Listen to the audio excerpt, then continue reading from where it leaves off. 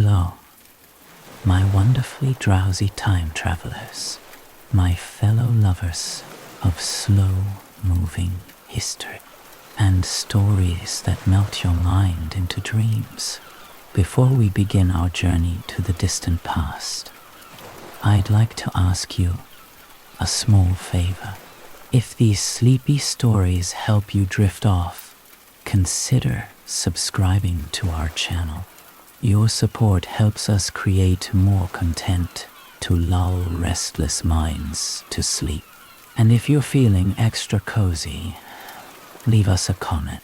Tell us how long you lasted before dozing off. We love reading your experiences.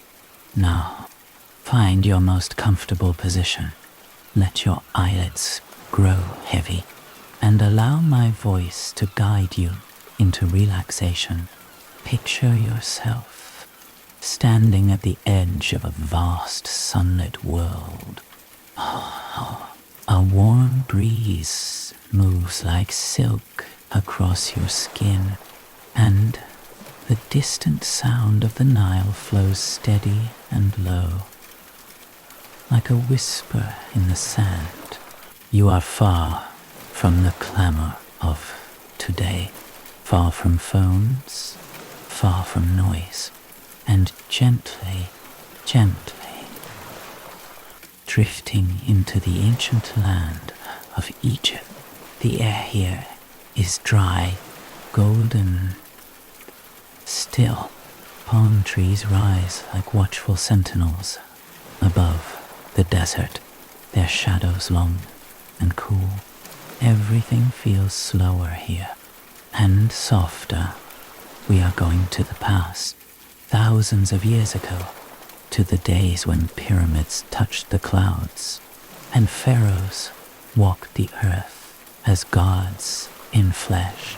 But this is not a tale of kings or war. Tonight, we explore something quieter, something more intimate.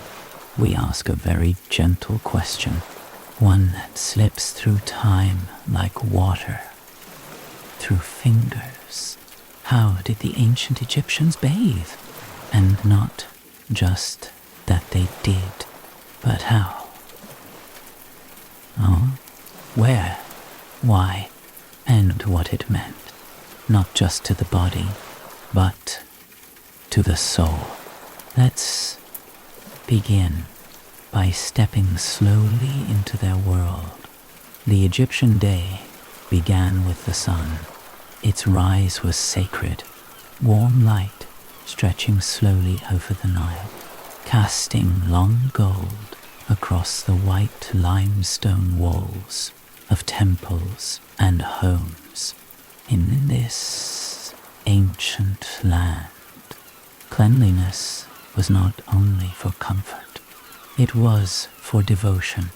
The people believed that to be clean was to be in harmony with the gods. And the gods, they thought, did not dwell in dirt. So even the simplest person, the farmer in his linen kilt, the scribe bent over his reed brush, the basket weaver, the fisherman, the mother, the priest, all began their days in pursuit of purity, not in grand stone baths or steaming pools, but with bowls, with jars, with copper basins catching the Nile's gift, water drawn before dawn, while the river was still cool, still blue, still cradled in mist. It would be poured gently over the hands, over the face, trickling across the chest and down the limbs in slow, deliberate motions. There was no rushing, no soap in the modern sense, but something softer, a kind of clay or crushed lotus petals, sometimes natron salt, their earthy scent mixing with the still morning air. Imagine it now, the gritty texture of cleansing clay between the fingers, the smell of earth and flowers, the way cool water runs along the skin, chilling at first, then awakening. It was less about scrubbing and more about releasing, letting the dust of yesterday wash away, letting sleep fall off the body like a curtain, and preparing oneself for the day ahead. And not just once, but often, twice a day or more, because in the heat of Egypt, sweat came quickly. Dust clung to every fold of cloth, every crease of skin. To remain unwashed was to be uncivilized, impure, disconnected from the divine. Even in tombs, carvings show the careful rinsing of feet, the anointing of limbs with oil, the combing of hair, trimming of nails. It was ritual. It was identity. It was sacred. And the oils, oh, the oils. After the cleansing came the anointing, smooth, scented oils made from almond, moringa, cedarwood, or blue lotus. Imagine the warmth of your skin, still damp, now receiving the slow glide of fragrant oil, rubbed into shoulders, massaged into arms, brushed through hair with a carved ivory comb, the scent rising with the morning heat, lingering on the breeze, a perfume of peace. To bathe was not only to be clean, it was to glow, to soften the edges of the body, to become luminous. Even the poorest homes kept a basin, a small jar of oil, a fragment of natron salt, and in temples, priests bathed before every ceremony, sometimes 4 times a day. To touch the sacred, one had to first remove the world. No matter how dry the desert, the body had to become like water, soft, clear, free of the dust that tied it to earth. Even children learned early that to be dusty was to be distant from the gods, and to wash was to return. The bath was not private, but it was personal, on rooftops, in courtyards, by the riverbank. The Egyptians bathed beneath the open sky as the ibis watched from trees, and the Nile whispered along its banks. They did not hide from nature. They joined it, moved with it, and as the sun arched high and linen robes warmed in the light, the body was once again prepared, refreshed, centered, and as the day wore on, the cycle would repeat, a wiping of the brow, a rinsing of the arms, a small blessing whispered with each drop, clean hands for clean deeds, clean heart for clear thoughts. So simple, yet so profound. This was no luxury, no indulgence. This was life. And for those who lived in this ancient rhythm, bathing was more than habit. It was a quiet return to balance, a soft promise to begin again. But how did they gather the water? What vessels did they use? And did everyone have equal access to these sacred rituals? Ah, those are questions we must let rest. For now, close your eyes, my fellow traveler, and let the warm breeze of the Nile cradle your thoughts. In our next journey, we will walk deeper into the rituals, into the temples, and learn how the art of Egyptian bathing shaped not only hygiene, but identity and the afterlife. Until then, drift softly, breathe slowly, and sleep deeply.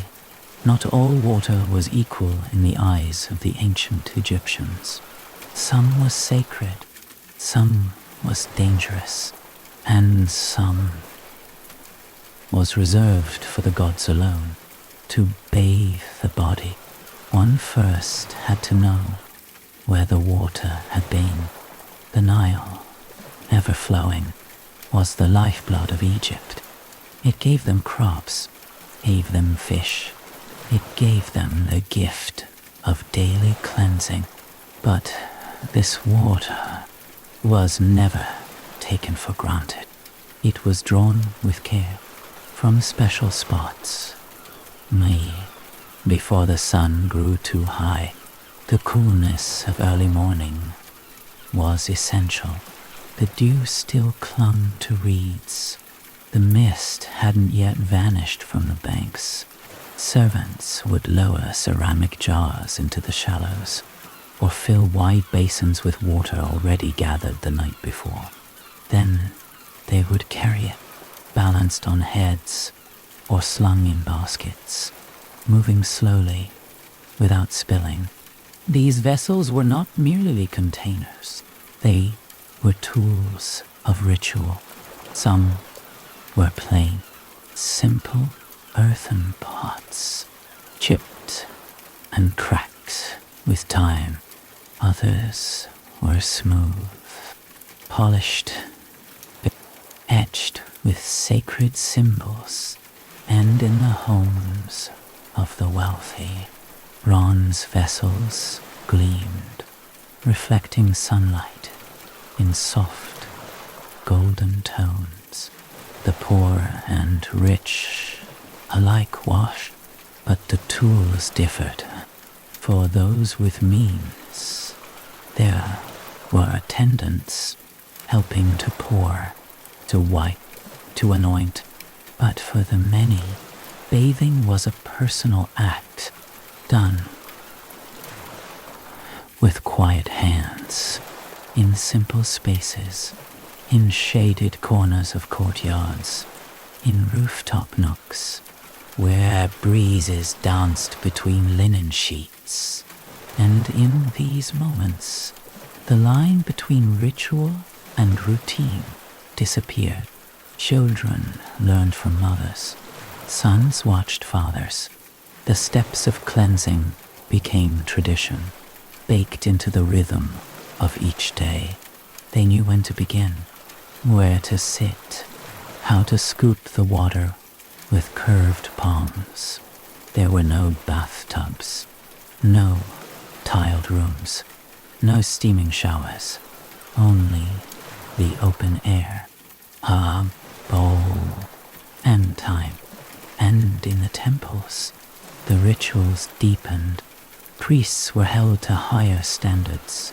They were not simply clean, they were purified. Every morning, every midday, every twilight, they bathed in sacred waters, drawn from hidden basins, wells known only to temple hands. These waters had been blessed, stored in alabaster jars, carried silently, with heads bowed, before a priest could offer incense or utter a single word in the name of a god. He had to be made new. The body, the mouth, the fingers, the heart, all must be cleansed, or the ritual would fail. And so the temple baths were quiet places, not for talking, not for haste, just the sound of water, the echo of footsteps, the slow exhale of breath in shadowed holes. Cleansing was total, inside and out. Some fasted before washing, some chanted as they poured, some held their breath to remember death and life. To bathe was not only to live, but to honor life. The oils that followed, thicker here, no, more aromatic, stored in carved jars of stone, or tiny glass bottles, colored like the desert sky at sunset. Lotus, myrrh, cinnamon, dot, frankincense, each chosen for meaning, each pressed into the skin with reverence, not rubbed quickly, but smoothed in circles, as if tracing the movements of the stars. Even hair was sacred. It was washed with crushed berries, rinsed with herb water, and perfumed until it shone in the light of temple fires. They believed the scent reached the gods.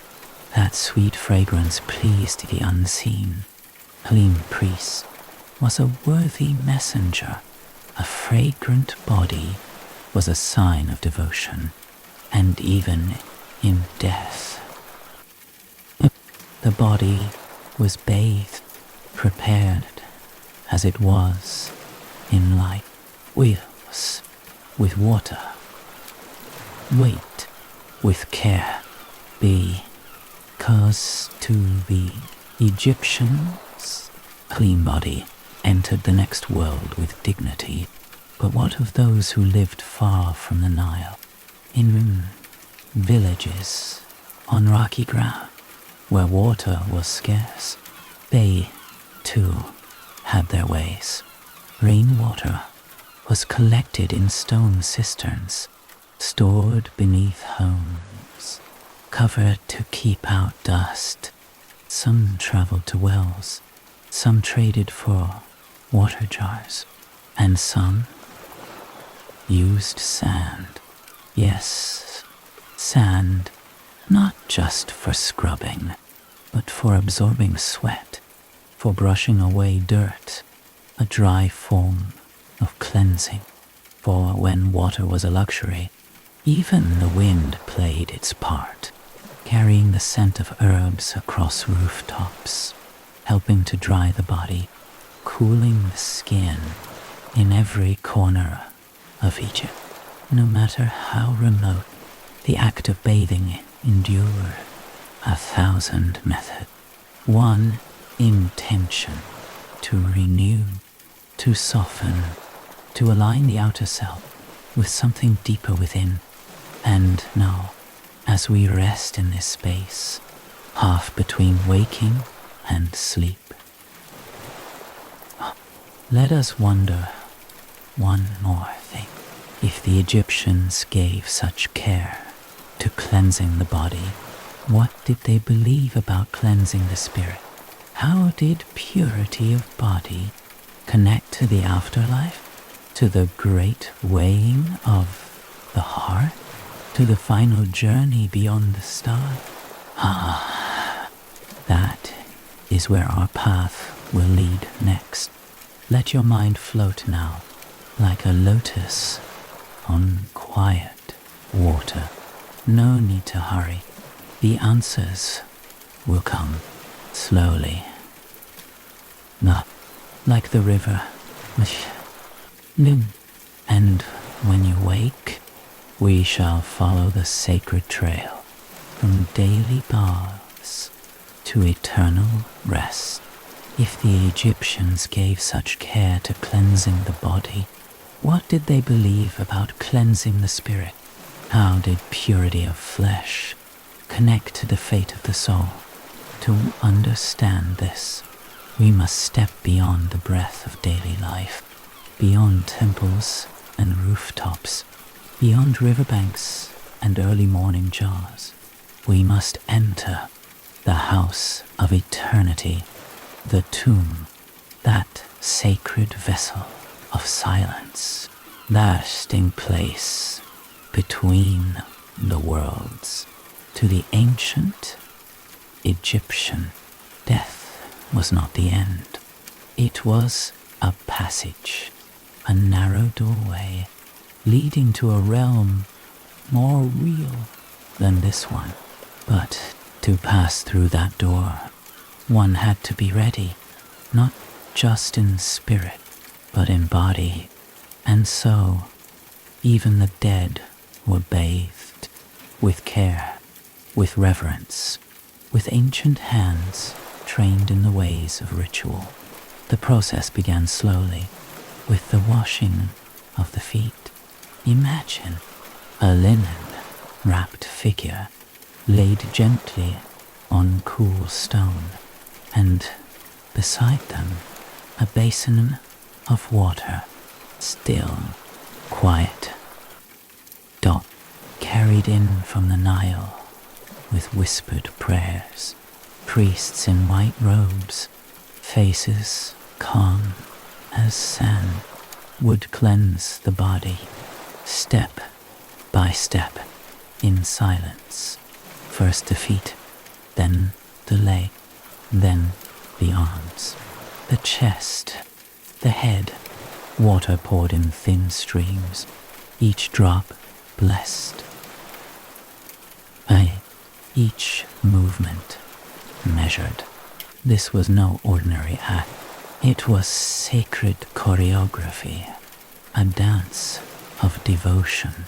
Hand after the water, the oils, fragrant raisins and salves pressed into the skin so the deceased might smell sweet in the afterlife.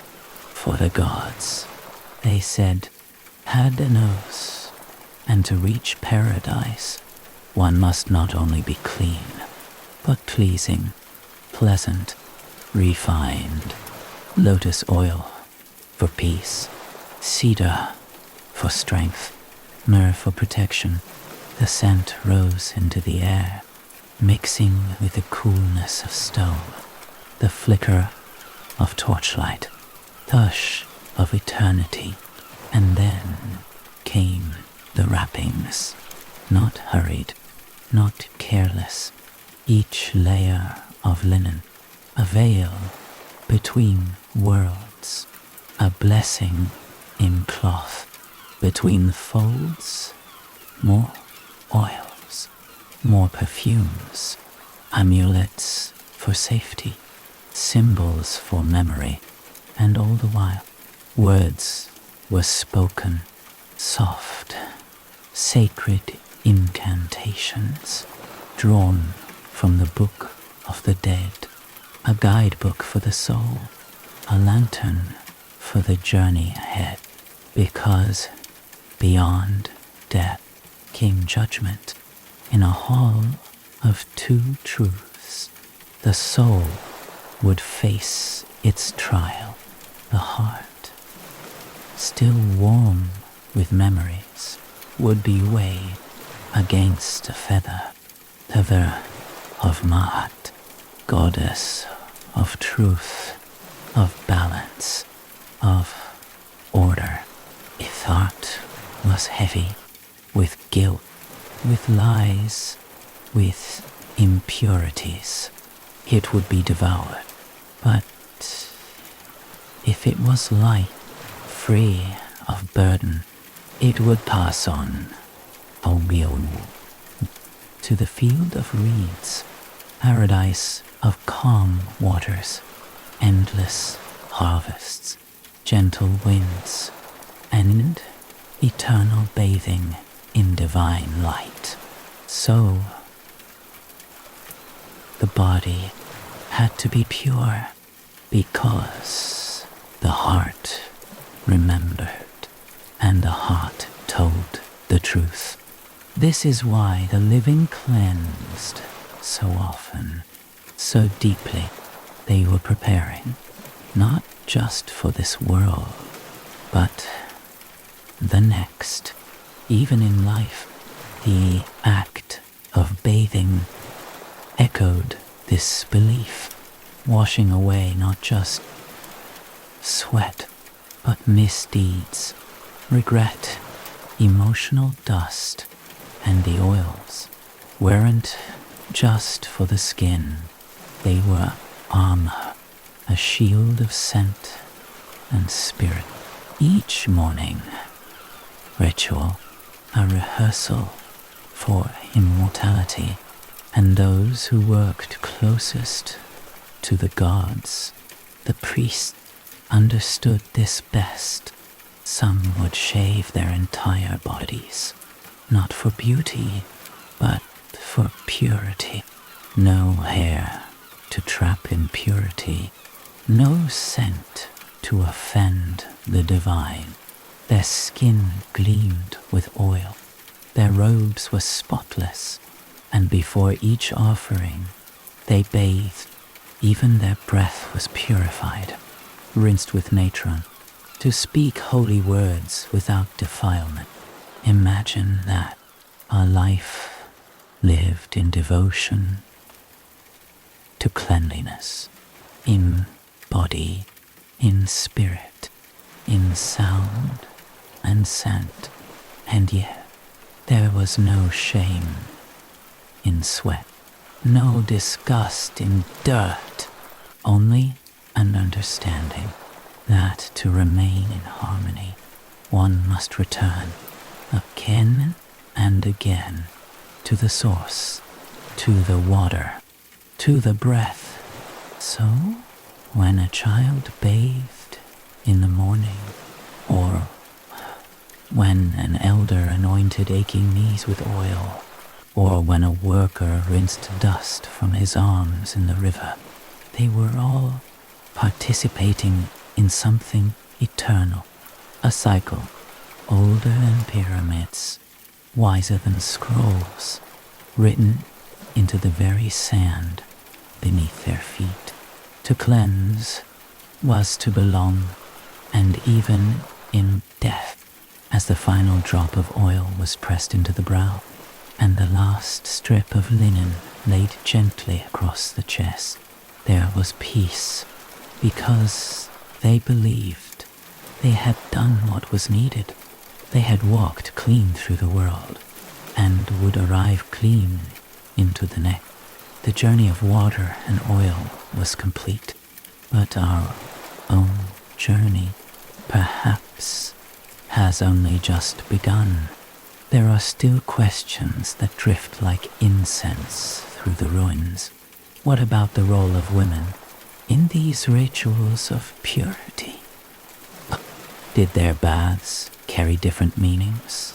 Were there sacred spaces only they could enter? Did they have secrets of scent and softness? Lost to time? Close your eyes now and imagine a quiet chamber hidden behind palm woven veils, lit by oil lamps, where water whispers against clay basins, and laughter is soft like silk over stone. That is where we'll go next. But for now, sink deeper. Let the warm waters of memory hold you, and dream of Egypt, where even in dust and silence, the body was always more than flesh. It was a temple, a story, a river that never stopped flowing, a quiet chamber hidden behind veils of linen and reed, walls curved with mud brick, floor cool beneath bare feet, the air scented with rosewood and crushed herbs. This is not a temple. not a tomb, but a place of women, a place of water, of oil, of stillness. And in ancient Egypt, it was here that the rituals of bathing took on their most delicate form. Not all purity was for the gods. Some was for the self, and some was for each other. The women of ancient Egypt, whether royal or poor, knew the importance of water, not only to cleanse, but to restore, to soften, to prepare. To bathing was more than removal. It was creation. A mother rising early, pulling water from a clay jar, rinsing the sleep from her face with cupped hands. A daughter brushing long strands of hair, damp with river mist, scented with crushed mint. A sister smoothing oil over her skin, in gentle strokes, like tracing forgotten stories into her arms. There were no mirrors, no glass, only polished bronze, held in sunlight, reflecting soft features and patient eyes. But beauty was not what we think. It was not painted in bold strokes, not exaggerated, not rushed. Beauty was calm, measured, balanced, and bathing was its foundation. The skin was the canvas, and water its first gift. Egyptian women used more than clay and natron. They knew the secrets of plants, the cool bite of cucumber pulp, the silkiness of honey, the grit of crushed almonds. They created paste, creams, infusions. All stored in alabaster jars, wrapped with linen, hidden in shade. Their fingers knew the pressure point, the quiet places on the body where tension rested. They pressed, they smoothed, they let the body forget its burdens. In noble homes, bathing became art. Servants brought warm water, poured slowly over shoulders, letting it run in soft streams down the spine. Oils were chosen by time of day: frankincense at sunrise, blue lotus at dusk. The hair was combed with wooden picks, braided with threads of lapis or shells, then perfumed again, not for others, but for the self. Even among the poor, there were rituals. A mother and daughter by the riverbank, kneeling in the shallows, laughing softly, brushing the day away. Water held no rank, only rhythm. And in these moments, the world slowed, and the body returned to itself. It wasn't about being seen. It was about being well. There were also rites for birth and for blood. When a woman gave life, she was bathed gently, lovingly, oils to calm, herbs to restore, incense to protect. And during the moon's time, when the body shed its rhythms, there was quiet. Hensing, they did not hide it. They honored it. The body was not shameful. It was a vessel, a cycle, a river of its own. And older women carried the knowledge, passed it down, whispered over water bowls, taught how to prepare rose salve, taught how to anoint sore feet, taught how to listen, because bathing was also about attention, noticing the scar, the rash, the bruise, the ache. It was healing before medicine. No, and the baths were places of gathering, of softness, of talk and silence, not loud, not grand, but sacred, because time slowed, and hands remembered. Even perfumes had purpose. Some warded off insects, some lifted the spirit, some called for fertility, some honored the gods, and all were mixed by hand, pressed from petals, steeped in oil, stored in cool places. They bathed before festivals, before love, before birth. They, before burial, always bathing, always beginning again in a world of dust and drought and death. The act of bathing was quiet defiance, a way to say, I'm still here, I am still whole. Even the goddess Isis, she who wept for Osiris, was shown bathing in sacred pools. Even the divine had need of water, and for the women of Egypt, bathing was more than duty.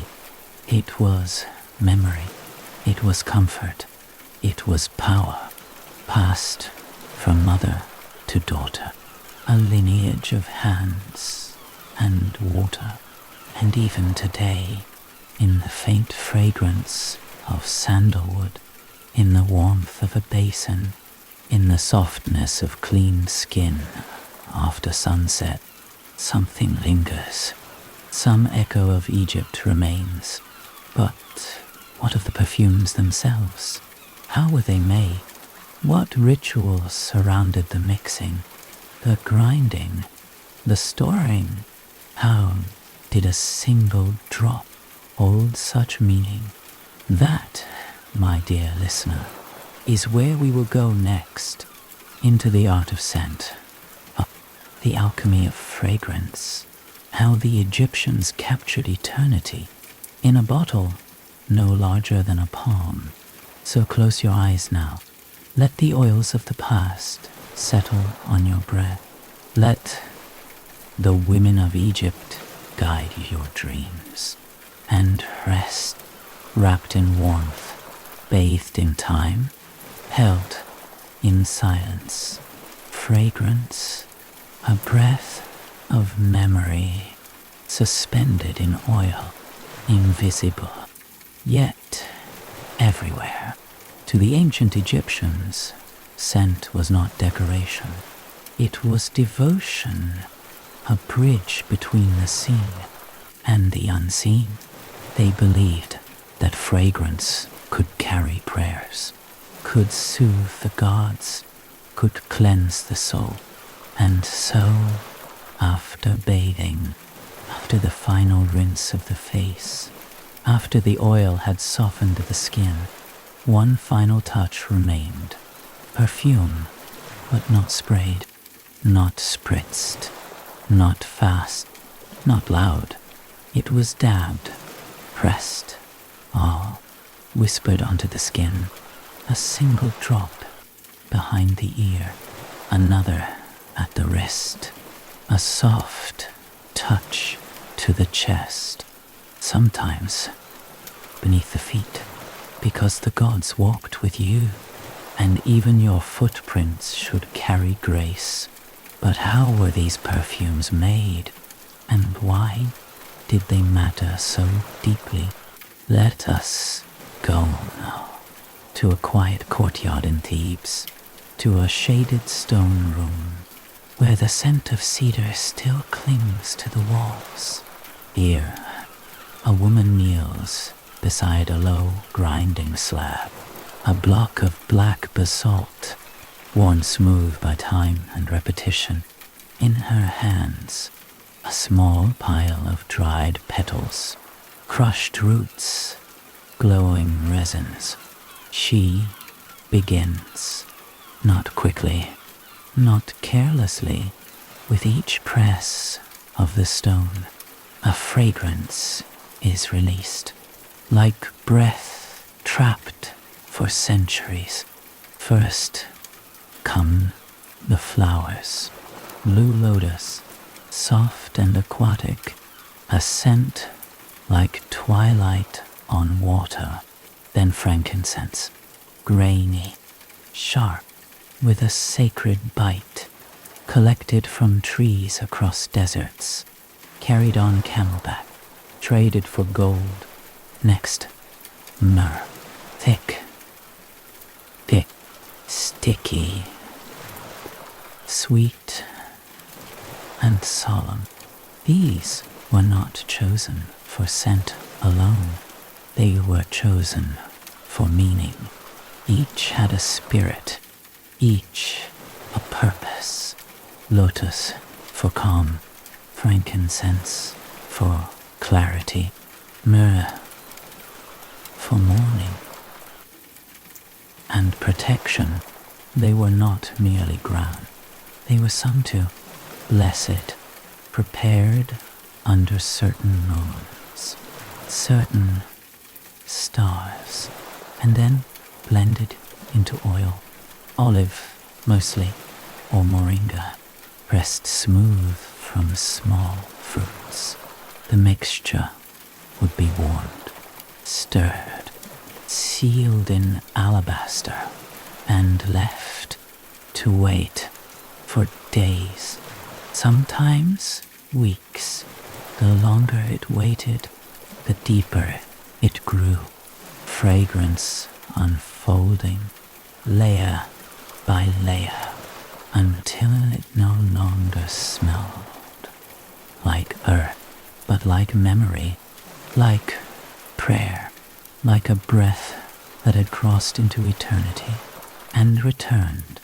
These perfumes were used for everything: to anoint the living, to honor the dead, to bless temples, to shield newborns, to comfort the grieving. Even statues of the gods were washed and oiled daily, perfumed with care. 'Cause in scent the divine was pleased. To walk into a home in Egypt was to enter a world of fragrance. Garlands hung in doorways, scented combs melted on the head. Oils were kept in tiny vials, worn around the neck. Even the poorest households kept dried herbs in clay jars. Mint, date, coriander, bitter orange, just enough to make the water fragrant, just enough to offer the illusion of peace. And the wealthy, they commissioned custom blends with recipes kept secret, passed from hand to hand like spells. Some of these perfumes lasted centuries when tombs were opened, and the desert air rushed in. There were jars still sealed, and inside a scent, faint, die, but there, an echo. Imagine opening a bottle made 3,000 years ago and smelling the very same perfume, worn by a queen on the night of a feast. That is the power of scent. It lingers, it long after the hands are gone, and the Egyptians knew this. They crafted their perfumes not just for the day, but for time itself. Even in death, perfume remained. Bodies were anointed, wrappings soaked in oils, sarcophagi lined with resin, so that when the soul woke again, it would wake into beauty, into remembrance, into fragrance. But there is one more mystery, one oil more sacred than the rest, a scent said to open the heart, to call the gods, to bring visions. The oil of blue lotus, used not just to scent the skin, but to alter the mind, to calm the nerves, to soften the edge between dream and waking. It was steeped in wine or worn across the brow, and some believed it could carry the soul beyond the veil, into the arms of the gods, into the waters of the afterlife. How much of this was ritual? How much was real? That is not for us to say. We only know that fragrance mattered deeply, truly, constantly.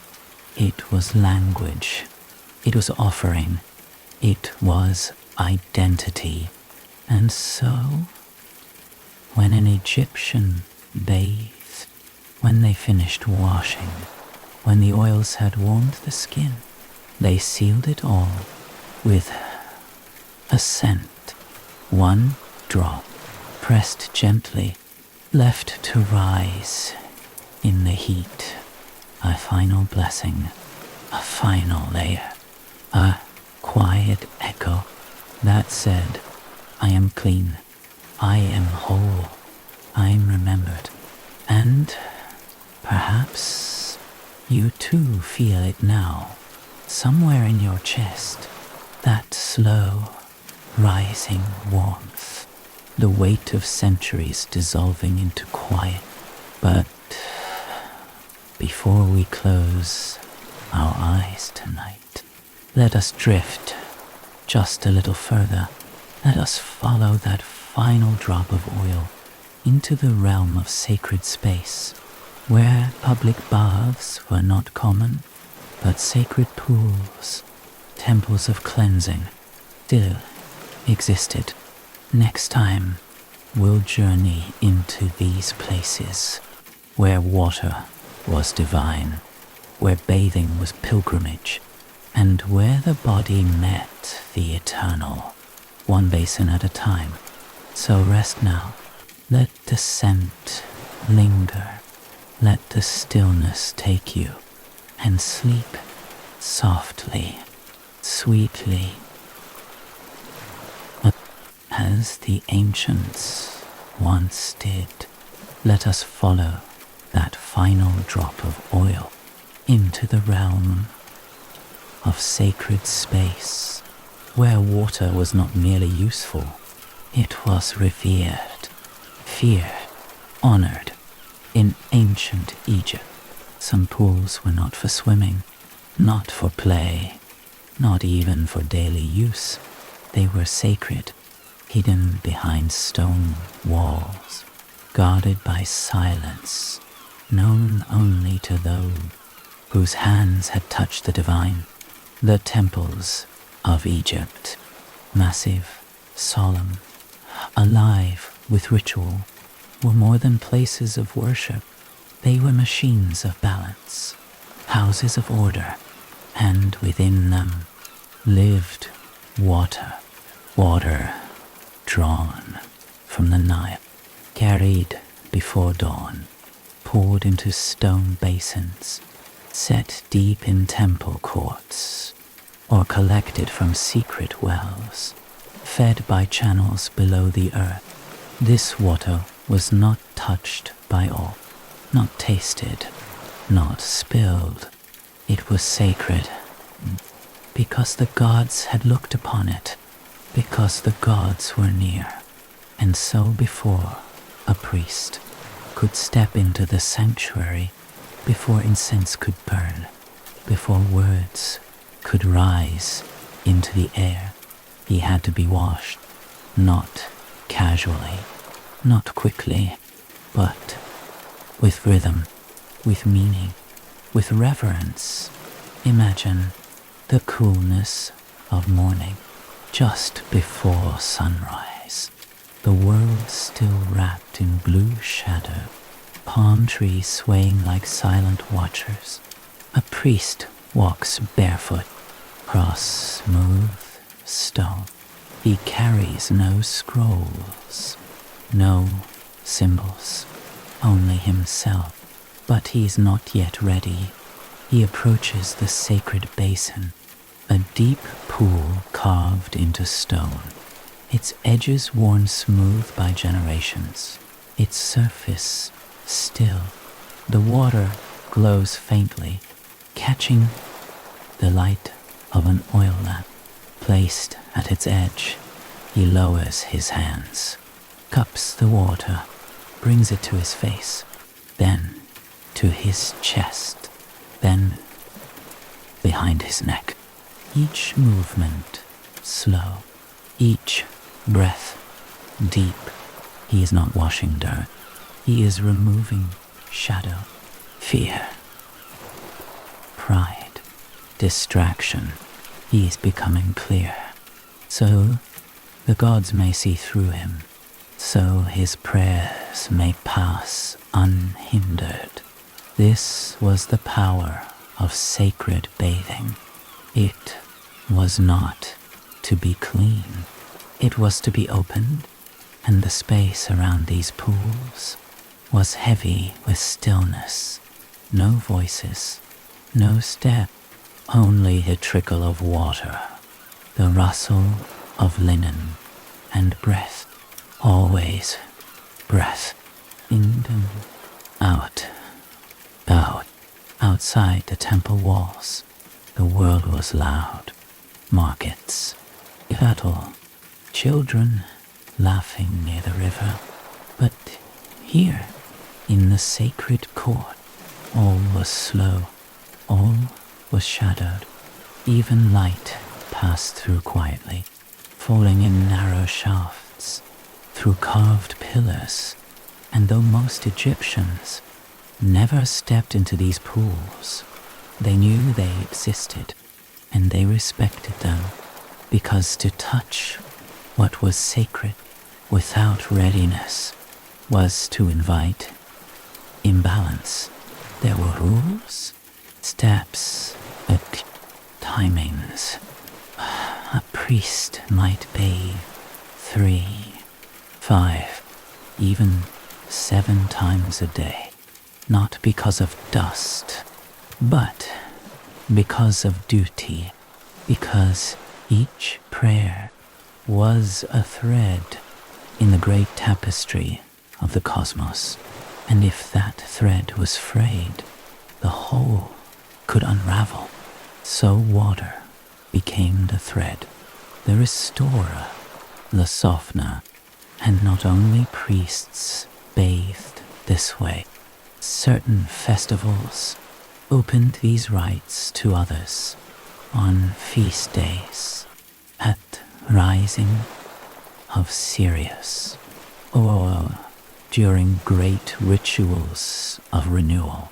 Nobles, servants, sometimes even farmers were invited to be cleansed, not in the temple itself, but near it, at its edges, in water sanctified by prayer and sun. Up, they would step into shallow pools, let the water kiss their ankles, their hands, their brows, and feel for a moment as if the gods were listening. Even children were sometimes brought to be blessed this way, held in the arms of a mother, lifted over the basin, anointed with scented water, and as the drops ran down soft skin, they believed the child was protected, marked, watched, and somewhere in the wide and endless sky, a god smiled, But the most powerful baths of all were not made of stone.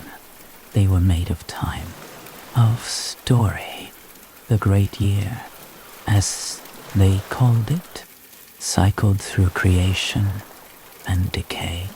At the edge of each cycle, when order threatened to fall, Egypt renewed itself. The land was bathed with water, with fire, with music, with silence. And in these moments, priests would perform the great washing. They would cleanse not just themselves, but statues, walls, scrolls, tools. Everything touched by hands was touched again by water, and in doing so, they rebalanced the world. They reminded the sun to rise, the river to flow, the breath to return. This was their deepest truth. Water was not only life, it was memory, and to bathe was to remember what we are beneath the dust. So when the last priest left the sacred pool at dusk, dried his hands with linen touched only by light, and stepped barefoot back into the fading gold of evening, he carried stillness with him. He carried clarity. He carried Egypt. And though these temples are now stone and echo, and the pools long dry, the ritual lingers in the way we pause before stepping into warm water, in the way we sigh as we feel it pass over skin, in the way we close our eyes without knowing why, because part of us remembers that water can be more than water. It can be return, can be reverence, it can be home. But before we end, there is one last current to follow, one last question to rest inside. What happened when Egypt fell silent? When temples crumbled and gods grew quiet? Did the rituals vanish? Did the water forget? Or did it travel quietly into new land, new tongues, new faiths? Did the practice of sacred bathing survive? Perhaps it did. Perhaps it still does, in ways we barely notice, in whispers, in drops. And that is where we'll float next, into the afterlife of ritual, and how the memory of Egypt's water flows still just beneath the surface. So, for now, let go, sink into your own sacred space, let stillness find you, and rest as the ancients once did, in the arms of silence. Did the water forget when the priests were gone, when the stone basins dried, when the sacred oils no longer rode on the backs of the wind?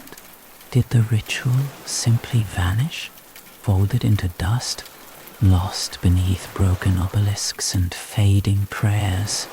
Or did it drift onward, up softly, silently, changing shape, changing name, but never losing its core?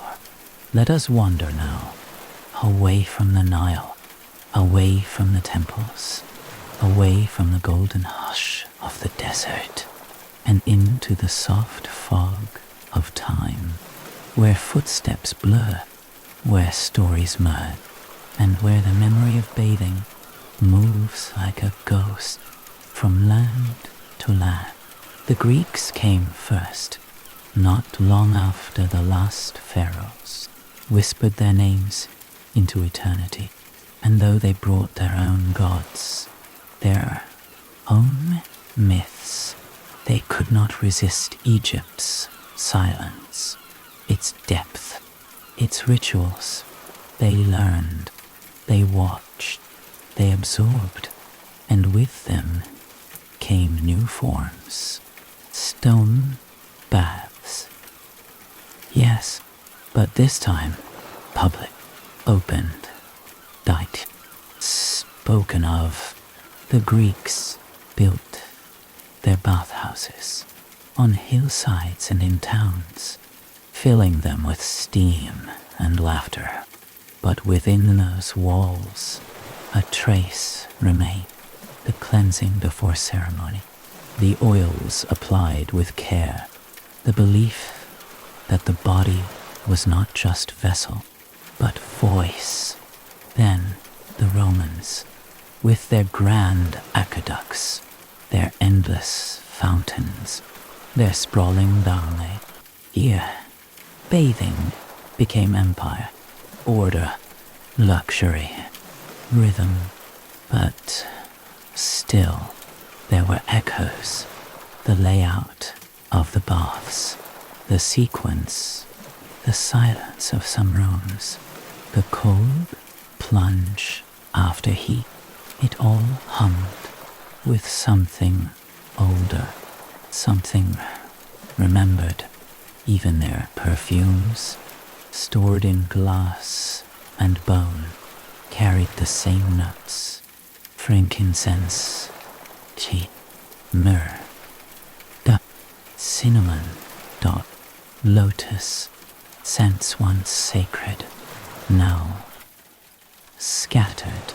Horos, new skin, and so the ritual moved west, north, east, dight. It reached Byzantium. It entered mosques. It lingered in synagogues, because water knows no border, and memory clings to ritual. In the Islamic world, ablution became sacred, not once a week, but 5 times a day. Hands, face, feet, each touch deliberate, each drop a return. And while the gods had new names, and the words were different, the rhythm remained. To be clean was to be prepared. To meet the divine, you must first meet water. Hammams rose in stone cities, steam-filled chambers where silence settled in arches. Attendants poured bowls of water over bowed heads. Soft cloths wrapped warm skin. Scented oils glistened on the floor. And once again, though the priests of Egypt were gone, the ritual lived on. Even in medieval monasteries, where monks walked barefoot on cold stone, water remained. They bathed before prayer, before ritual, before death, because somewhere beneath the chanting, beneath the bells, was the quiet memory of sacred cleansing, of Egypt. The memory was no longer named, but it was there, in a jar of lavender oil, in the order of washing, in the way water was touched with care before the mouth spoke sacred words. And what of us here? Now, so many centuries later, we bathe, we shower, we soak, we steam, but not just for dirt. Why do we light candles? Why do we play soft music? Why do we exhale as warm water touches the back of our neck? Why do we emerge feeling not just cleaner, but lighter, because the ritual never ended. It changed, it softened, but it survived. In your hands, when you run water across your face, after a long day, in your breath, as you exhale into steam, in the scent that rises from your skin when oil meets warmth. You may not wear linen, you may not speak prayers, but part of you remembers, because water remembers, because silence remembers. Somewhere deep inside us, we still believe that water has the power to make us whole. And perhaps that's why the simplest of acts, washing the hands, feels like a beginning, our return. Even now, in hospitals, in temples, in homes, at gravesites, we pour, we rinse, we cleanse, not because we are dirty, but because we are human, and something ancient within us knows that purity is not absence of stain, but presence of care, that to touch water with intention is to remember who we are beneath the noise. And so the Egyptian ritual lives on, not as a command, but as a whisper, in the way we bathe, before sleep, before love, before grief, in the way we hold our breath when water meets skin, in the way our eyes close without knowing why. Moment, that pause is the temple, that sigh is the prayer, and the water is still sacred, still waiting, still offering, still remembering. But perhaps now we are ready to remember with it, to not just cleanse, but return, to listen not only to history, but to ritual, to find in the smallest of acts the deepest of truths, that the body is not only a vessel, it is a shrine, and water is its song. So, the next time you bathe, alone in stillness, let it be more than a routine. Let it be a journey, a breath, a sacred pause, and feel, if only for a moment, how close you are to the river, to the stone, to the oil, to the temple, to the priest, to the silence, to Egypt, and now drift. Let it all fall away, sink into warmth, into memory, into stillness. Sleep deeply tonight, bathed in the dream of a ritual older than time.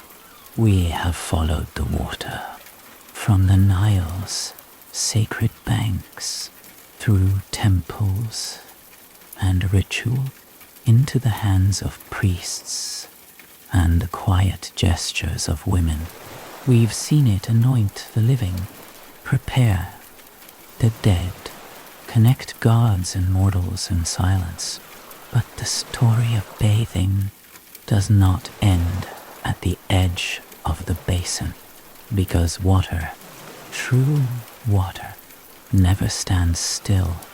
It flows, it returns, it cycles as the Nile rises and falls, as the moon waxes and wanes, as we too are born and leave and are remembered. So let us float once more into deeper waters, not into history, but into meaning. Because when the ancient Egyptians bathed, they weren't just cleaning their skin, they were entering a rhythm older than their gods, older than their dynasties, older than even their names. It was the rhythm of life, meeting death and returning again. They believed water carried the breath of creation, that when the gods first spoke the world into being, they spoke it through moisture, through mist, through the shimmer of the first sunrise on still waters. And so, to bathe, to step into water, was to return to that moment, to the beginning. Each cleansing was a rehearsal of birth, each drop a reminder that you belong to the eternal cycle. And this belief shaped everything. It shaped how they built, how they died, how they lived, even in tombs sealed for thousands of years. We find vessels of scented oils, bowls still lined with mineral residue, small cups meant to hold water long after the body had stilled, because even in the afterlife, the soul would need to bathe, would need to cleanse the dust of death before entering the next world. They imagined this world not as dry, not as empty, but flowing, a field of reeds, a place of calm waters and soft winds. And in that place, the soul would rise, bathe, and begin again. Isn't that what we seek too, when we submerge ourselves in warm water? After a long day, when we stand beneath a stream and feel it carry away the weight, the ache, the noise, we may not speak the old prayers. We may not know the names, but we feel the pull, the return, because beneath all our stories, beneath all our languages, water speaks the same truth. You are not lost, you are becoming. And so, in Egypt, bathing became a daily rebirth, before prayer, before sleep, before love, before death, always bathing, always preparing, always beginning. And though centuries have passed, though empires have crumbled, and stones have fallen into silence, that rhythm continues in hospitals, where newborns are rinsed in trembling hands,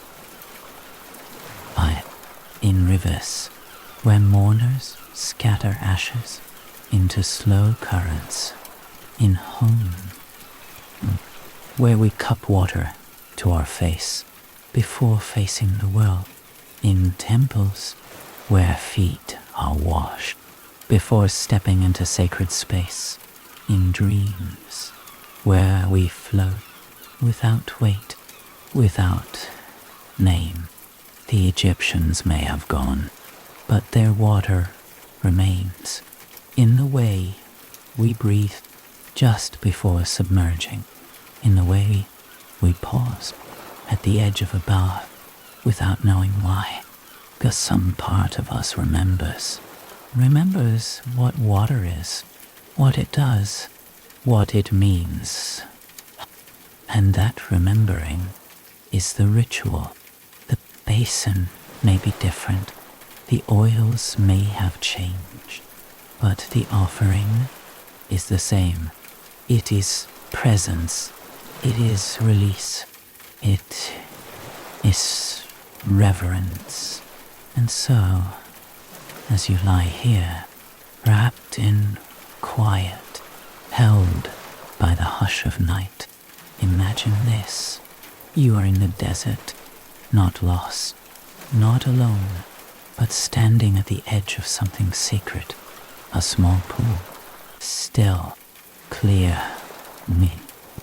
Waiting, you step forward, slowly, without fear. You kneel, lower your hands, feel the coolness rise through your fingers. You bring it to your face, to your chest, to your brow, and as the water touches you, something returns, something older than memory, older than language, something true, the sound of breath, the smell of earth, the shimmer of stars reflected on the water skin. You are not cleansing the day, you are remembering the beginning. You are not washing away the world. You are stepping back into it, made whole, made quiet. And when you rise, the water does not hold you. It releases. Because that is what sacred things do. They hold just long enough to remind you who you are, and then they let you go. So rest now. Let the water settle, let the silence deepen, and know that even in stillness you are moving. Even in sleep you are returning, and somewhere deep beneath the sands of time, the Nile still flows, the oils still wait, the priests still kneel, the scent still rises, and the God still listen.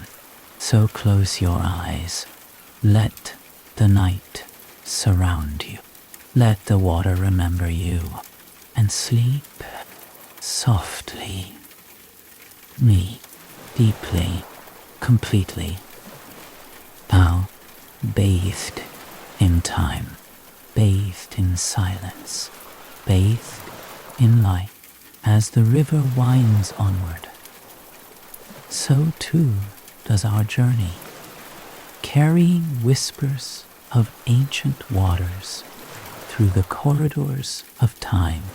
Though we have walked the stones of temples, touched the sacred oils, and felt the cool embrace of Nile's breath, the story of bathing in Egypt is not confined to rituals and ceremonies alone. It lingers in the everyday, in the quiet moments between dawn and dusk. Picture now a small village along the Nile. Sunlight spills softly through date palms, casting flickering shadows across mud brick walls. Here, the rhythm of water is woven into life itself. A woman rises with the sun, her fingers dipping into the clay basin outside her door. The water, drawn fresh from the river, cool and shimmering, rubs gently over her skin. She has no grand temples, no priestly rites. Yet, even here, bathing is more than cleanliness. It is a pause, a breath, a moment to reconnect. As she smooths the fragrant oils across her arms, a delicate scent of myrrh and cinnamon rises with the morning air. Her hands know these smells well, passed down from mother to daughter, from grandmother to granddaughter. Recipes older than any written word. They do not need words here, only touch. And in that touch, a sacred language is spoken. Children play nearby, their laughter light as the breeze. A boy splashes water from a shallow pool, his skin shining in the sunlight. To him, bathing is joy, freedom, the simple delight of water on skin. But even he feels the unspoken truth, the comfort that comes from water's gentle embrace. Across the village, animals stir, cattle drink deeply from the river's edge, their breaths rising in soft puffs of mist. Water nurtures all. It is life's thread, fragile yet unyielding. And when the day draws to a close and the sky softens to lavender and gold, the village gathers again at the water's edge. Some come to wash the dust of the day away. Others come to speak in whispers to the river, to ask for mercy, for health, for strength. Water listens. It carries their prayers, their hopes, their fears downstream, beyond sight, beyond time. In this way, bathing is never just about the body.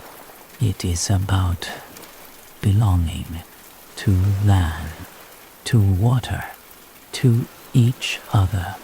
It is a thread that binds the past to the present, and the present to the future. And yet, there is always more to learn, more to remember. Because even as we bathe, we are still learning the language of water, the whispers it holds, the stories it tells. We are still tracing the shapes of shadow and light, of scent and sound that ancient Egyptians knew so well. And so, as your eyelids grow heavier and your breath slows to a steady rhythm, imagine this moment. The cool touch of water on your skin, the soft scent of oils and earth mingling in the air, the distant call of birds settling for night. You are here. You are part of this story. A story that flows like the Nile itself, endless, ancient, carrying us gently forward. Let your mind drift on this river. Feel the current of history surround you. Know that you are safe, that you are clean, that you are whole. And when your body finally surrenders to sleep, carry this truth with you, that bathing, in all its quiet beauty, is a timeless ritual of return, a way to touch the sacred, even in the simplest of moments. And tomorrow, when you wake, you will carry the water's song. With you still, a melody of life, of memory. Home, home.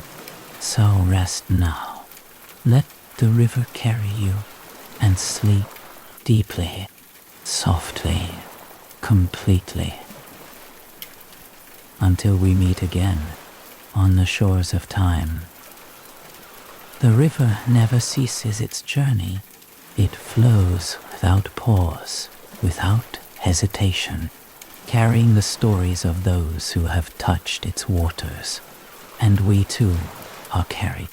Within us, the pulse of the river beats still, as ancient as the stars, as constant as the rising sun.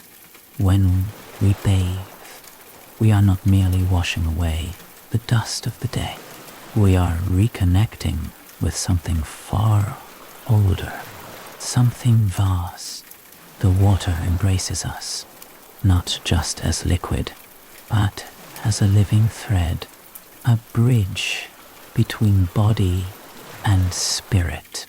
In Egypt, bathing was never a simple act. It was sacred, a rite of renewal. Water cleansed more than the skin. It cleansed the soul, and when oil was added, the fragrant, golden oils, it was as if the earth itself was blessing the body. The Egyptians believed these oils held power to heal, to protect, to connect with the divine. Imagine the slow caress of oil warming the skin, the faint scent of lotus and myrrh lifting into the air, soft and steady, like a whispered prayer. This was not hurried. It was a ritual of patience and reverence. And after the cleansing, the oiling, the anointing, there was stillness, a moment suspended in time, where the body was quiet, the mind was calm, and the spirit open, because water and oil, they worked together. The water washed away the old, the oil welcomed the new, and in this dance, the Egyptian found balance between earth and sky, between body and soul, between life and death. But bathing was also community. Though some cleansings were private and sacred, others were shared in courtyards, in riverbanks, in the cooling shade of palm trees. Families gathered, children laughed and splashed, women tended the young, men spoke softly of the day. Water was a thread that wove them together, a gentle hum beneath the louder rhythms of life. It was in these moments that culture was passed on. The stories, the songs, the scents, and even in the harshest times, when famine or war cast long shadows, bathing remained a constant, a small act of grace, a declaration of hope. For the Egyptians, water was life, yes, but it was also memory and promise. It reminded them that no matter the dust, no matter the heat, no matter the passing of years, they could be made whole again in the cool touch of the Nile, in the gentle brush of oil on skin. And so the ritual of bathing was a song, a lullaby sung across centuries, a slow, steady rhythm that whispered of return, of renewal, of peace. And now, as you lie still, cradled by shadows and quiet, know that you too are part of this song. Your breath softens, your heart slows, and you become one with the rhythm of water. Let yourself float gently in this endless river of time and feel the cleansing begin, not just of the body, but of the mind, of the spirit. Release the dust of your day, release the noise, release the tension, let the water carry it away, and when you rise, you will be new, made whole, ready to face the coming dawn. So now, close your eyes, breathe in the cool air, feel the slow, steady pulse of the river inside you, and sleep deeply, softly, fine, completely, bathed in ancient waters, bathed in eternal light, bathed in the quiet song of time. The night deepens, gentle and unhurried, folding softly around you like the linens worn by those ancient priests. Beneath the vast, endless sky, the desert cools, and the stars blink awake quiet sentinels of a timeless ritual. Here, in the silence between breaths, the story of bathing whispers once more. Bathing as an ancient dance of water and flesh, spirit and earth, a slow ritual of becoming, of shedding and returning. In ancient Egypt, water was the thread that wove the world together. It was the first breath of creation, thus beneath the sun's golden gaze, the soft mirror reflecting the moon's silver glow. The act of bathing was a passage, a gateway between the seen and unseen. When the priests anointed their skin with scented oils, they were not merely adorning the body, they were opening themselves to the sacred flow of life, a fragrant offering to the gods, to the cosmos. Each drop of water that touched their skin carried away not just dust, but the weight of earthly concerns. The burdens of toil, worry, and silence dissolved into the cool embrace. And in that surrender, there was freedom. To bathe was to remember one's place in the great cycle of life and death.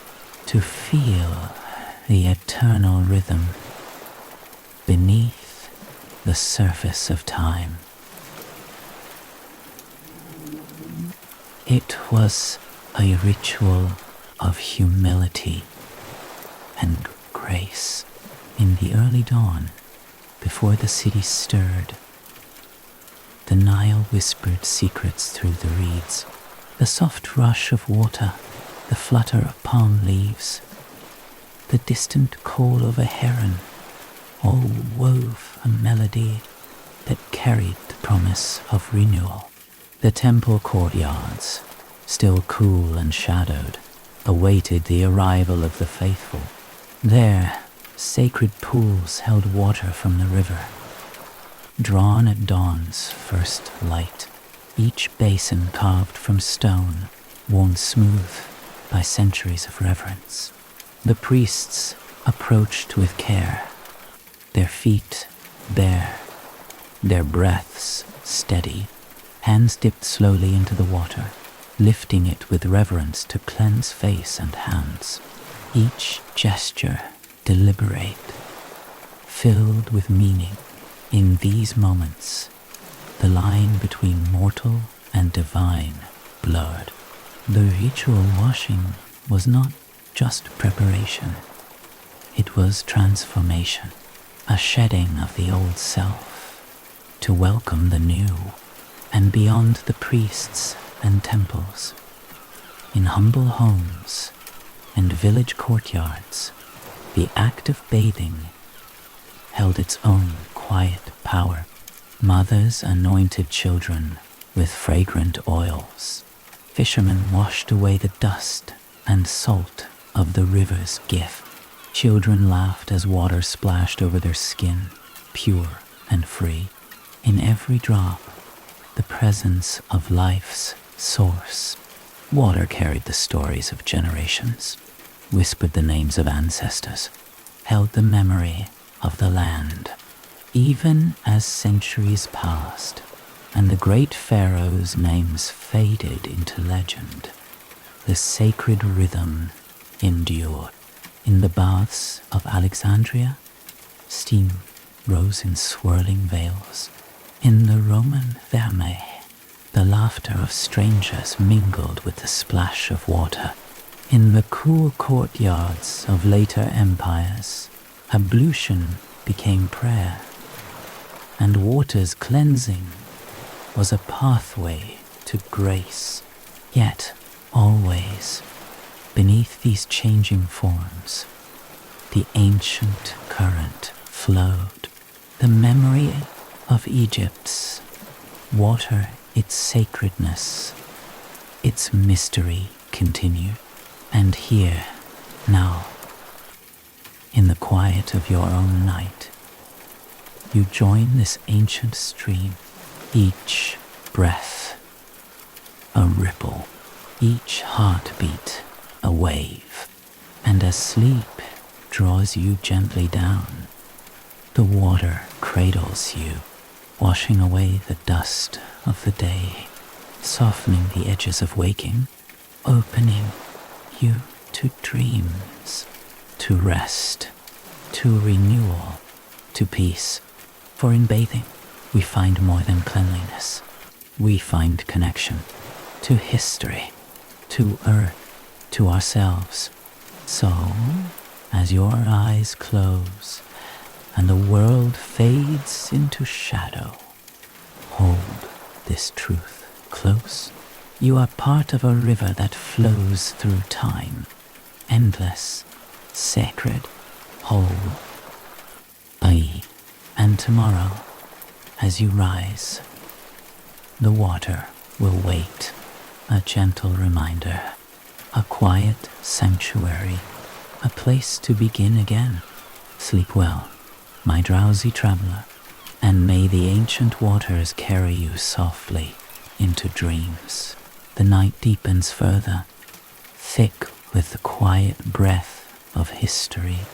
Outside, the desert wind hums softly, weaving through palms and carrying faint echoes from a time long past. In this stillness, the river's song grows louder, though silent inside the heart.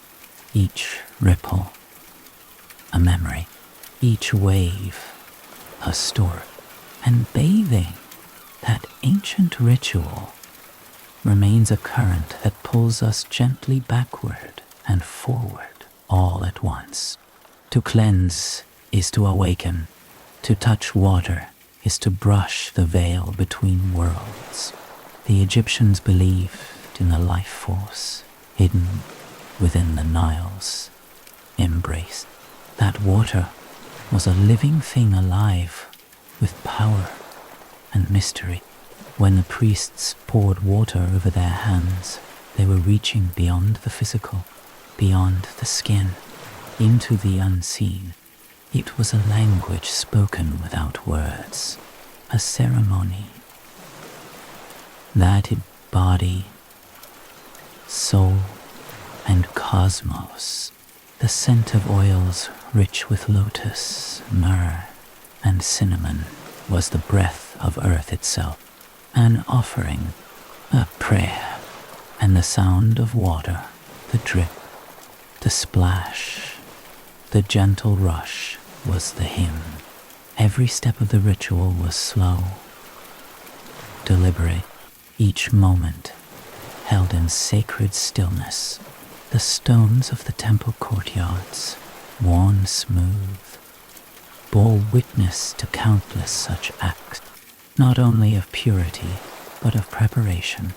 Preparation to face the gods. Preparation to journey beyond. Preparation to be reborn, even beyond the grand temples. Bathing was woven into daily life. In humble homes, clay basins filled from the river. Women and men followed rituals passed down in silence. Oil warmed in small pots, fingers tracing circles as it spread over skin. It was comfort. It was healing. It was connection, a reminder of belonging to something greater than oneself. And children learned early the sacredness of water, splashing, laughing, touching it with reverence even before they understood, their bodies carrying the memory of millennia. The Nile was their mother, their guide, their protector. And so the cycle of cleansing, anointing, and renewal continued. Though time marched on, empires fell, and the stones crumbled. The ritual did not vanish. It transformed, shifted, adopted new forms. Baths became places of community, healing, and prayer. Water flowed through churches, mosques, and temples alike, its sacred nature honored by many faiths, many peoples. And today, when we step into warm water, close our eyes, and breathe deeply, we echo those ancient moments. We join the unbroken chain, the eternal river. Our fingertips remember the coolness. Our skin recalls the touch. Our souls stir with the scent of distant lands. And even in sleep, the water sings to us, calling us home to purity, to peace, to renewal. So now, as your body sinks deeper into rest, feel the water flow through you once more. Let it cleanse not only the day's dust, but the worries, the noise, the heaviness you carry. Release it all into the silence, into the dark, into the river that never ends. And when morning comes, you will wake refreshed, renewed, ready, because the ritual lives within you, ancient and true, a sacred thread weaving past and present, binding you to the water, the earth, and the sky. You are part of this story, and it is part of you. Sleep now, gentle traveler, bathed in the eternal waters of time, bathed in the quiet light of memory, bathed in the soft promise of dawn. The gentle night hums softly around you, a lullaby carried on the breeze from lands long vanished, yet never forgotten. Each breath you take is a thread woven into the tapestry of time, joining you to the countless souls who have bathed in sacred waters before. In ancient Egypt, the act of bathing was more than mere cleansing. It was a passage, a soft, sacred crossing between the mundane and the divine. The water was not simply water. It was life itself, flowing from the depths of creation. The Nile, with its endless rhythm, was the heartbeat of a civilization. Its waters touched every corner of life, nourishing the earth, refreshing the body, and cleansing the soul. Imagine the coolness of that water as it met skin, warmed by the sun. Feel the smooth stones beneath your feet as you step into a quiet basin, carved by hands long turned to dust. Hear the faint whisper of the river's song, mingling with the soft rustle of papyrus reeds. In those moments, the world narrows to the touch of water and the scent of fragrant oils, lotus blossoms, rich myrrh, warm cinnamon, all rising gently, carrying the prayers of those who came before. Bathing was a ritual of transformation, a deliberate shedding of the old self. With every drop, the dust of the day was not just washed away, but dissolved, forgotten, in the embrace of the sacred flow. The oils, golden and fragrant, were more than adornments. They were blessings, gifts from the earth, and gods alike. Their scent lingered long after the water had dried, a soft reminder of connection and protection. And as the priests performed their rites, slow and reverent, they became vessels of something greater, channels through which the divine flowed, reaching beyond the physical. The temple courtyards, cool and still at dawn, held the sacred pools that caught the first light. In those waters, reflection was not only of the body, but of the soul, a mirror of eternity.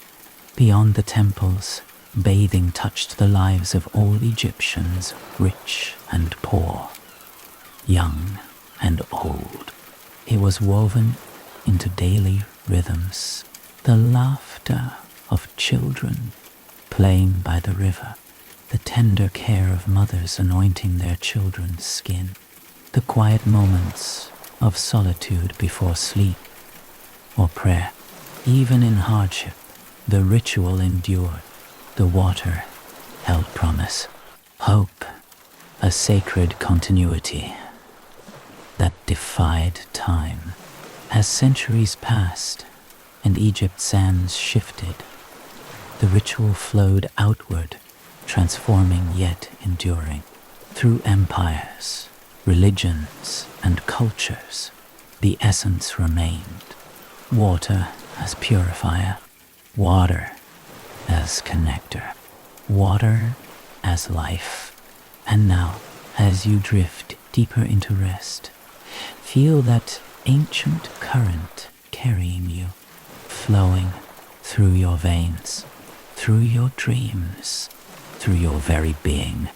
You are part of this timeless river, bathed in memory, bathed in grace, bathed in the eternal dance of water and light.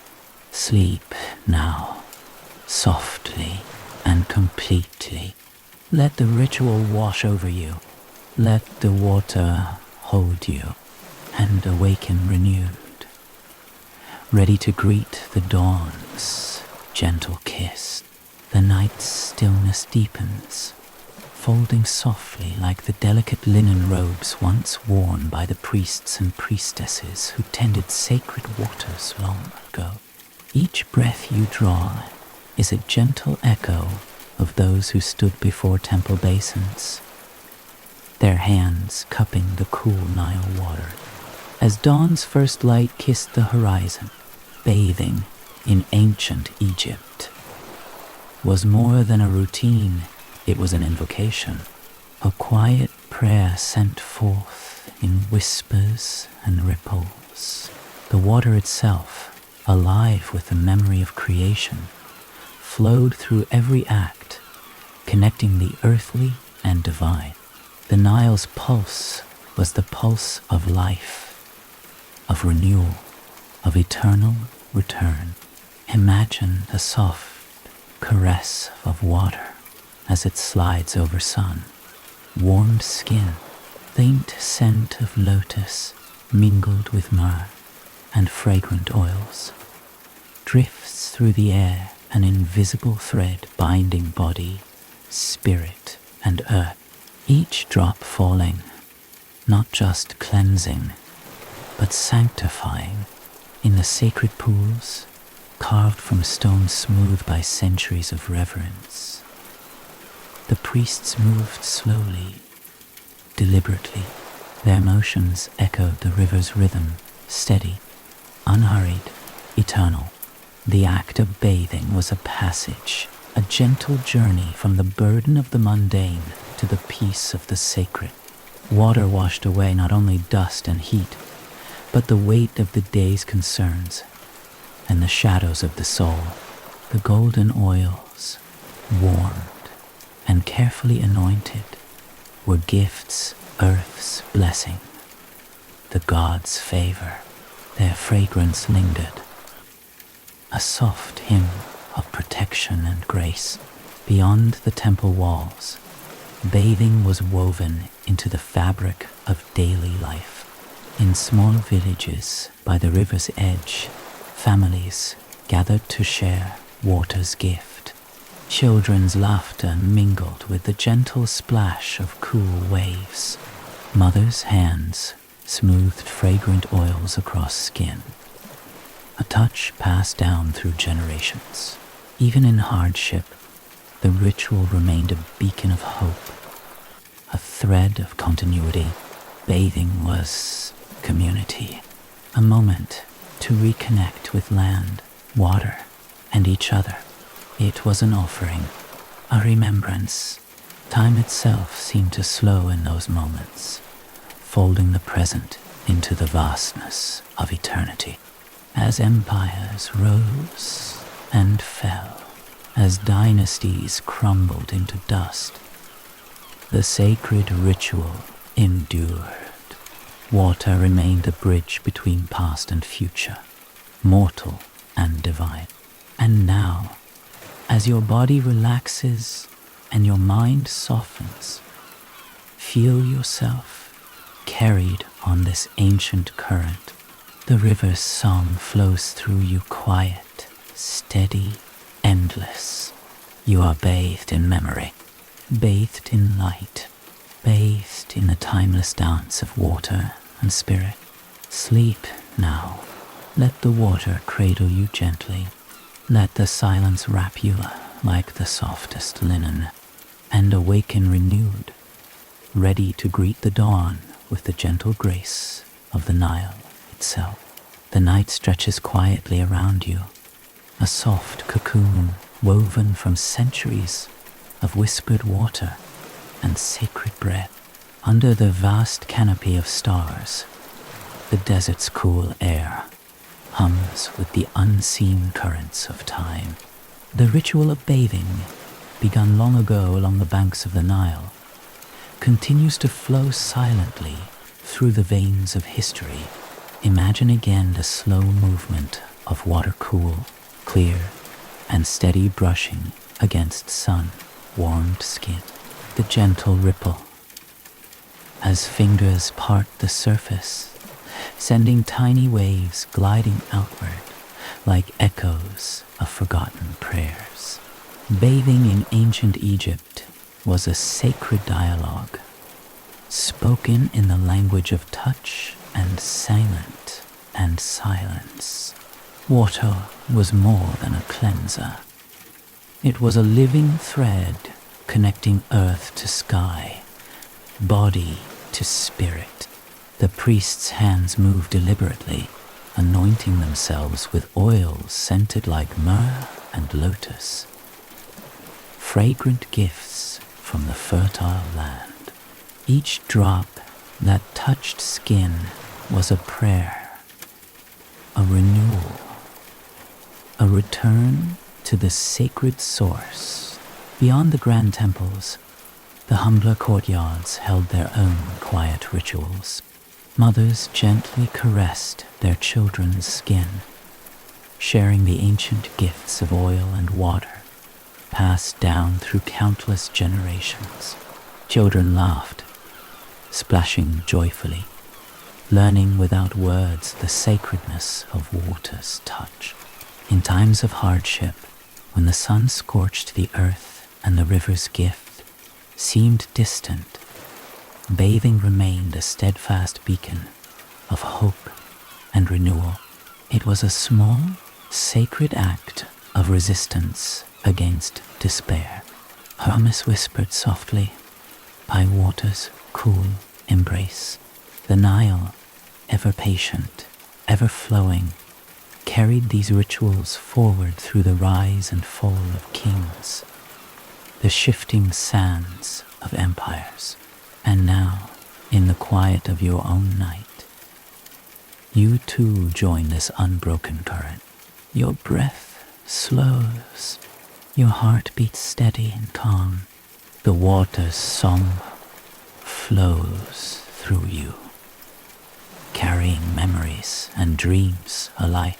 Let yourself float gently in this eternal river of time. Let the coolness cleanse more than your skin. Let it wash away worries, noise, and fatigue. Release all that weighs you down, and as you surrender deeper into rest, feel the soft, fragrant touch of ancient oils soothe your soul, bathed in light, bathed in silence, bathed in the sacred dance of water and spirit. Sleep now, completely and softly, awaken renewed, carrying the gentle grace of the Nile in your heart. Until we meet again, gentle traveler, in the quiet flow of ancient waters, in the soft embrace of timeless night. The night whispers on, a quiet breath beneath a sky full of stars. It carries with it the weight of ages, the soft echo of water flowing endlessly through the heart of Egypt. Bathing was never just about washing. It was a sacred dance between earth and sky, body and soul, mortal and divine.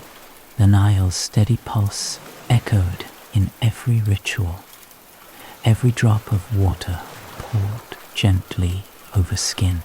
Imagine the rush of river water against hands, the shimmer of sunlight catching the surface just so, the scent of lotus and myrrh rising in the warm air.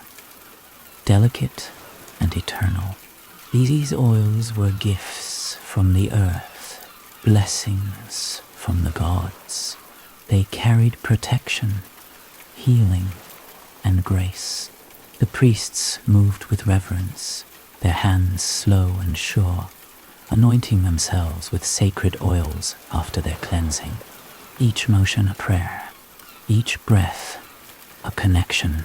Outside the grand temples, everyday life danced to the rhythm of water. Women gathered by the river, sharing stories as they bathed their children, their hands gentle and sure. Children's laughter rang clear, mingling with the soft splash of water, the rustle of palm fronds. Even in times of hardship, bathing remained a thread of hope woven through the days. The Nile flowed steady, carrying life and renewal. Water was memory. Water was promise. And now, as you lie quietly, wrapped in the hush of night, feel that ancient current within you. Let the coolness of water flow through your veins, cleansing beyond the skin, washing away worry, fatigue, the noise of the waking world. Let the fragrance of sacred oils soothe your mind and spirit. Bathed in light, bathed in silence, bathed in the eternal rhythm of water and life. Sleep now, deeply and softly, awaken renewed, ready to greet the dawn with the calm grace of the Nile itself. Until we meet again, gentle traveler, in the quiet flow of ancient waters, in the soft embrace of timeless night. The darkness settles gently now, a soft veil drawn across the ancient land. The stars above shimmer faintly, their light reaching across millennia to touch the quiet earth beneath your closed eyes. Bathing, once a sacred rite along the Nile, lives still in the rhythm of your breath, the steady beat of your heart. Imagine the cool flow of water as it slides over skin, warmed by the sun's gentle embrace. The faint scent of lotus, rich myrrh, and sweet cinnamon drifts through the air like a whispered secret. These were the gifts of the earth, the blessings of gods, carried in golden oils, poured slowly and reverently over the body. The priests and priestesses, moving in slow, deliberate ritual, anointed themselves with these sacred scents, inviting protection and renewal. Their touch was a prayer, a connection to the divine woven with every stroke. Beyond the temple walls, in humble homes and bustling villages, the same sacred dance continued. Mothers cradled children in fragrant arms, hands smoothing oils as soft as the river's caress. Children laughed and splashed, their joy mingling with the eternal song of water and stone. Even when the sun scorched the land and hardship cast long shadows, bathing endured, a small, steadfast act of grace and hope. The Nile, ever patient, carried these rituals forward, weaving them into the fabric of life. Its waters a living thread linking past, present, and future. Now, as you rest wrapped in the quiet embrace of night, feel this ancient current flow within you. Let the coolness wash not only your skin, but your mind and spirit. Release the weight of the day into the gentle river of dreams. Let the sacred oils soothe the soul, fragrant and warm as a soft breath, bathed in light, bathed in silence, bathed in the timeless dance of water and light. Sleep deeply, softly, completely, and when dawn's light spills gently across the land, awaken renewed, carrying the calm grace of the Nile in your heart. Until we meet again, gentle traveler, in the endless flow of sacred waters, in the soft quiet of timeless night, the night deepens, a velvet shroud wrapping the ancient earth in silence. The stars shimmer faintly above, their light weaving stories older than memory itself. In this stillness, the ancient ritual of bathing flows quietly through time, a gentle current connecting past and present. Imagine once more the cool touch of water slipping over skin warmed by the sun's embrace, the subtle scent of lotus and myrrh mingled with soft whispers of cinnamon rises like a sacred breath. These oils, golden and fragrant, were more than adornment, they were blessings, gifts from earth and gods alike. The priests moved with reverence, their hands slow and deliberate, anointing themselves with these sacred oils after cleansing. Each gesture a prayer, each breath a connection to the divine. Beyond the grand temples, everyday life danced to the rhythm of water. Women gathered at riverbanks, sharing quiet moments as they bathed children, their hands gentle and sure. Children's laughter echoed, mingling with the soft splash of water and the rustle of palm fronds. Even in hardship, bathing remained a steadfast beacon, a promise of renewal, a thread of hope woven through the days. The Nile flowed steady, carrying life, memory, and sacred rituals onward. Water was life itself. Water was memory. Water was the eternal promise of return. Now, as you lie still, Wrapped in night's soft embrace, feel that ancient current within you. Let the coolness of water wash beyond the surface, cleansing not just the body, but the mind and spirit. Let the scent of sacred oils soothe you, wrapping you in gentle warmth, bathed in light, bathed in silence, bathed in the timeless dance of water and soul. Sleep deeply, softly, completely. Awaken renewed, ready to greet the dawn with the gentle grace of the Nile.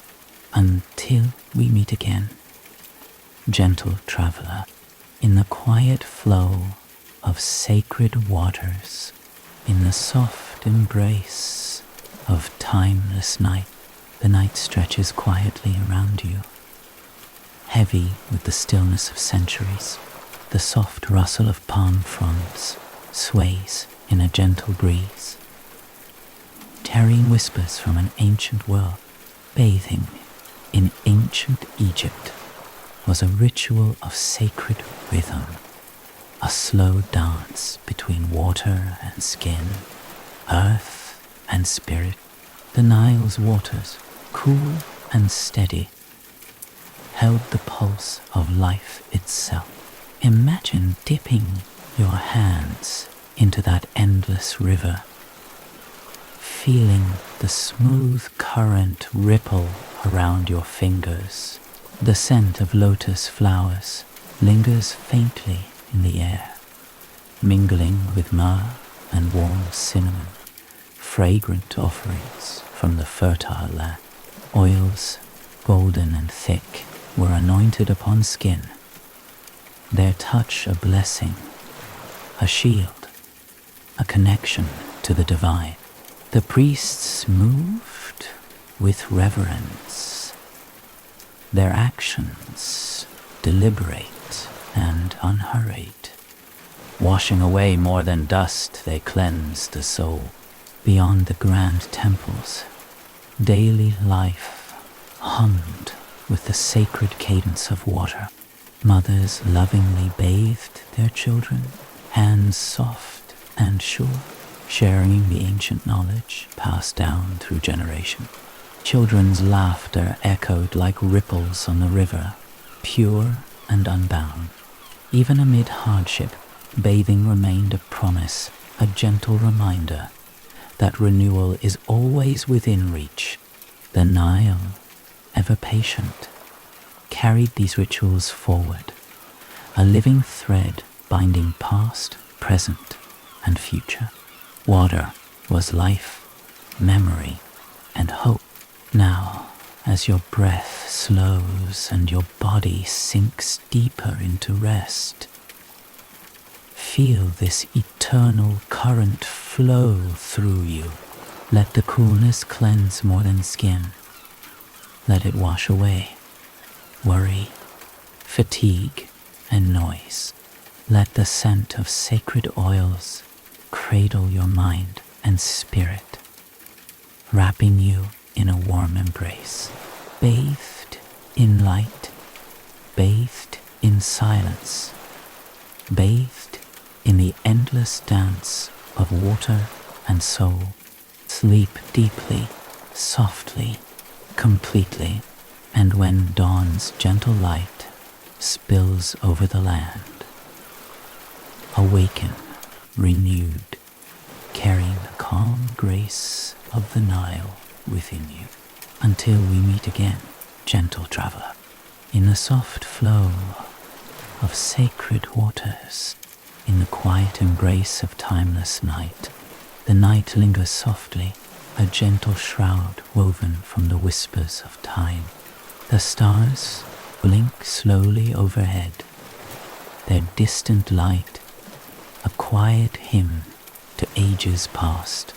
Bathing in ancient Egypt was a sacred rhythm, a tender dance of water and skin, earth and spirit. The Nile's waters, eternal and steady, carried the heartbeat of a civilization. Imagine the cool flow against sun-warmed skin, the faint aroma of lotus and myrrh drifting gently through the air. Golden oils, thick and fragrant, were poured with reverence, each drop a blessing, a shield, a prayer.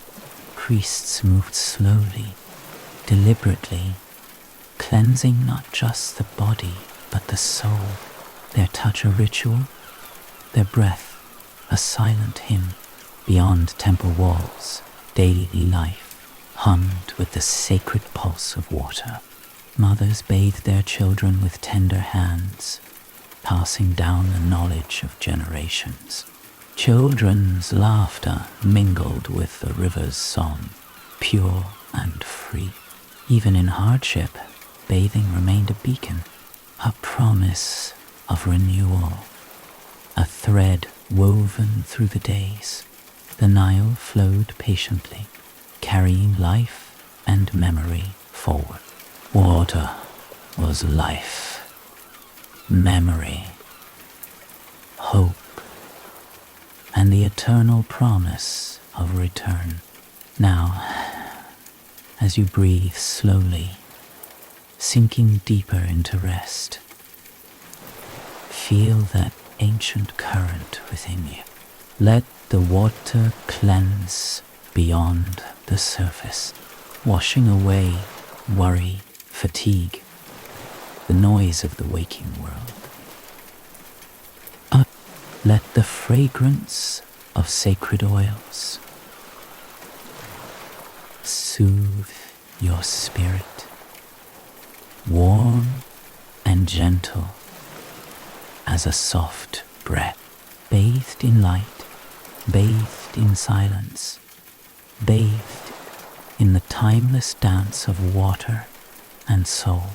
Sleep deeply, softly, completely, and awaken renewed, carrying the calm grace of the Nile in your heart. Until we meet again, gentle traveler, in the endless flow of sacred waters, in the quiet embrace of timeless night. The soft stillness of night envelops you once more, a tender cloak spun from the threads of time. The stars above shimmer faintly, their gentle light reaching through the ages to touch the quiet earth beneath your closed eyes. Bathing in ancient Egypt was a sacred rite, a slow, deliberate passage between the earthly and the divine. The Nile's waters, cool and steady, carried the pulse of life itself. Imagine the smooth flow of water over skin, warmed by the sun's embrace, the faint, lingering scent of lotus and myrrh, mingling with sweet cinnamon, rises gently on the breeze, an invisible hymn. These oils, golden and fragrant, were more than adornments, they were blessings, gifts from earth and gods alike. The priests moved with reverence, their hands slow and deliberate, anointing themselves with these sacred oils after cleansing. Each gesture a prayer, each breath a connection to something beyond the grand temples. Daily life hummed with the sacred rhythm of water. Mothers gathered by riverbanks, sharing quiet moments as they bathed children, their hands soft and sure. Children's laughter rippled through the air, mingling with the gentle splash of water and the rustle of papyrus leaves. Even when the sun scorched the land and hardship cast long shadows, bathing endured, a small, steadfast act of grace and hope. The Nile, ever patient, carried these rituals forward, weaving them into the fabric of life. Water was memory. Water was life. Water was promise. Now, as your breath slows and your body sinks deeper into rest, feel this eternal current flow within you. Let the coolness wash beyond your skin, cleansing not just body, but mind and spirit. Let the scent of sacred oils soothe you, wrapping you in a warm, gentle embrace. Bathed in light, bathed in silence, bathed in the timeless dance of water and soul. Sleep deeply, softly, completely, and when dawn's gentle light spills over the land, awaken renewed, carrying the calm grace of the Nile within your heart. Until we meet again, gentle traveler, in the soft flow of sacred waters, in the quiet embrace of timeless night. As the gentle night carries you deeper into rest, remember the ancient waters of the Nile flow within you, timeless and pure. May peace cradle your dreams and renewal greet you with the dawn. Sleep well, dear traveler, until our journey continues again.